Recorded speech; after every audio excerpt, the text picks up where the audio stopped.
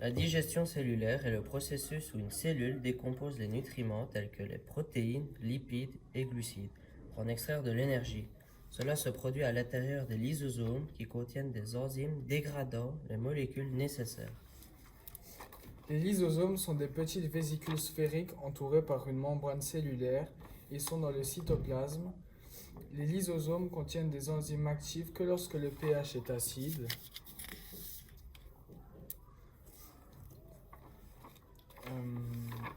Les enzymes sont capables de digérer tous les composants de la cellule tels que les protéines, le sucre, les lipides, les acides nucléiques et les mitochondries. Les lysosomes proviennent de l'appareil de Golgi. Elles portent à leur membrane une protéine particulière qui va faire rentrer des ions H+.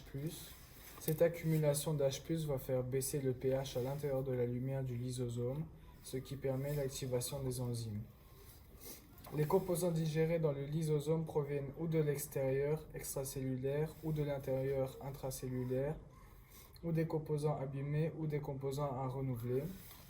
Une fois tous les composants digérés, ils vont sortir du lysosome et retourner dans le cytoplasme pour être réutilisés. Il y a des aliments non digérables tels que l'amiante ou les fibres minérales. Il existe 3 phénomènes dont je vais commencer par le premier, l'endocytose. C'est le processus par lequel une cellule englobe des particules extérieures dans des vésicules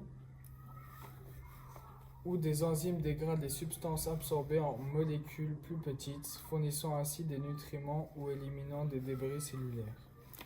Phagocytose est un processus par lequel une cellule englobe et digère des particules étrangères ou des débris cellulaires en formant une vésicule appelée phagosome.